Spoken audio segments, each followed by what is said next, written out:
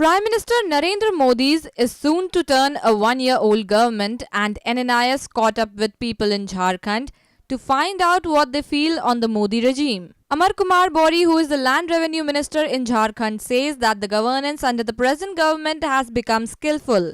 While an analysis of the hits and misses of the government is on, he says it is too early to comment on the government and they need to be given time. शासन में पारदर्शिता लाने का प्रयास किया गया है, विश्वास बढ़ा है शासन पे।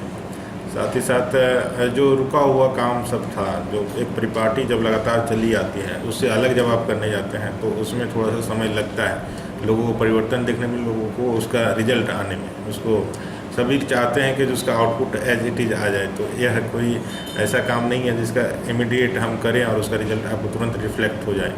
एक लंबा प्रयास है जिसको लेकर के माननीय मोदी जी के नेतृत्व में सरकार बनी और उन्होंने जो प्रयास चालू किया, जो संकल्प लेकर के, जो विजन लेकर के उन्होंने चालू किया, उस दृष्टिकोण में पूरे विश्व में भी आप देखेंगे कि भाई भारत को अब लोगों ने रिनाउंड करना, पहचानना और महत्व देना प्रारंभ किया है। Ramesh Saran, an economist, however, is critical. He adds that not enough has been done. He says that a lot was said about corruption and black money, but no concrete steps have been taken thus far.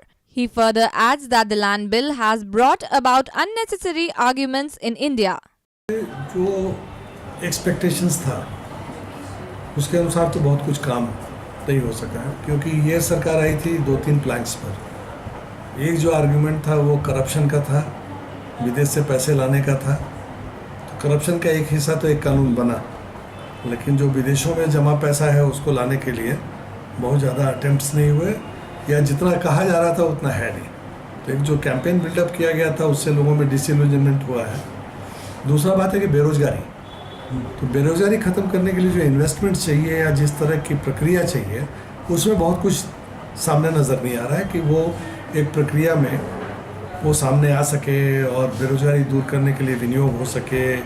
इन सब चीज़ों पर बहुत कुछ हो नहीं पाया और कई कारण है उसके कानूनों में परिवर्तन करना, बाकी चीज़ें जैसे लैंड एक्विजिशन वाला जो सवाल है वो एक अननेसेसरी कंट्रोवर्शियल सवाल को खड़ा किया गया है और ज़बरदस्ती अगर कॉरपोरेट को आगे लाने की कोशिश की जाएगी तो ये समस्या इस देश में होगी।